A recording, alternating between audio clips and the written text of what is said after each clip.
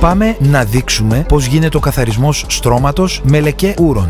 Ετοιμάζουμε την επαγγελματική μας σκούπα τοποθετώντας το φίλτρο HEPA που συγκρατεί όλα τα μικροσωματίδια. Βάζουμε νερό στον κάδο και ξεκινάμε την ισχυρή αναρρόφηση στο στρώμα μας σε όλες τις πλευρές, αποβάλλοντας σκόνες, τρίχες και ακάρεα.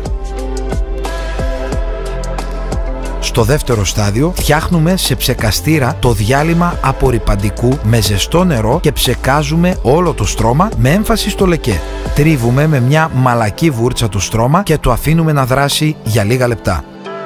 Τρίτο στάδιο, με μια σκούπα extraction κάνουμε αναρρόφηση στο στρώμα για να αφαιρεθεί ο λεκές και κάθε είδους ακαθαρσίες, τις οποίες και παρατηρούμε στη συνέχεια στον κάδο της σκούπας μας. Στο τέταρτο στάδιο φτιάχνουμε ένα δεύτερο διάλειμμα απορρυπαντικού και ξαναπλένουμε όλο το στρώμα ώστε να αφαιρεθεί περαιτέρω βρωμιά και τα κατάλοιπα που αφήνουμε στο προηγούμενο στάδιο.